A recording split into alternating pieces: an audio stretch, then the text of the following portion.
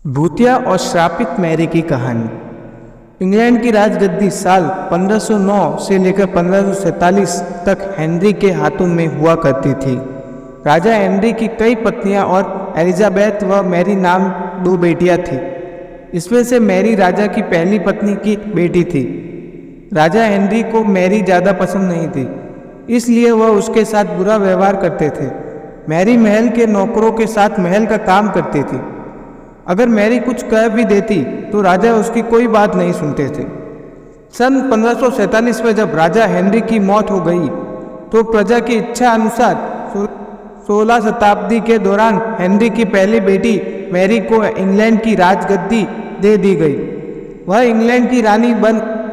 उस समय इंग्लैंड के हालात बहुत अच्छे नहीं थे। इंग्लैंड की कैथोलिक और प्रोटेस्टेंट इन दो धर्मों के बीच में बंट गया था। उस समय दोनों धर्मों के लोगों के बीच जंग छिड़ी हुई थी। रानी मैरी कहती थी कि पूरे इंग्लैंड में सिर्फ एक ही धर्म होगा, लेकिन लोगों ने उसकी यह बात मानने से साफ इनकार कर दिया था। इससे नाराज होकर रानी ने उनकी बात न मानने वाले को मौत की सजा दे दी थी। वह ऐसे लोगों को जिंदा भी जला देती थी। रानी मैरी की इस क्रूरता की वजह से इंग्लैंड में लोग उसे नफरत करते थे। ऐसा भी कहा जाने लगा कि रानी मैरी कुंवारी जवान लड़कियों के खून से नहाती थी। उसका मानना था कि उसके खून से नहाने से वह ज़्यादा दिनों तक जवान रह सकती है।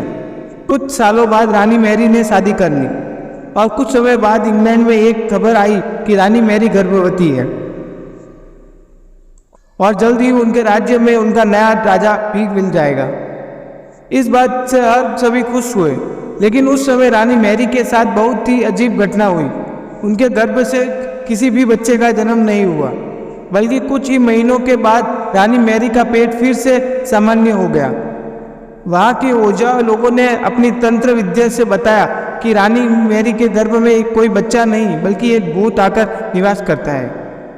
कुछ समय बाद फिर रानी मैरी के गर्भ में वही भूत आकर रहने लगा और वह फिर से गर्भवती हो गई। इस बार रानी को कोई बच्चा नहीं हुआ और उस घटना के कुछ ही दिनों के बाद रानी मैरी की मृत्यु हो गई।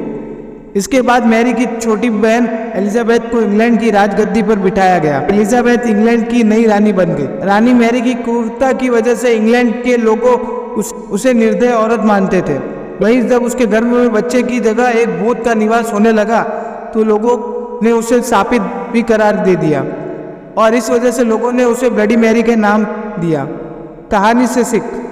भूतिया और ब्लडी मैरी की कहानी हमें यह सीख देती है, अपने निजी विचारों व सोच को लेकर दूसरों लोगों का दबाव नहीं डालना चाहिए। शांति और करुणा से लोगों का ख्याल रखना चाहिए।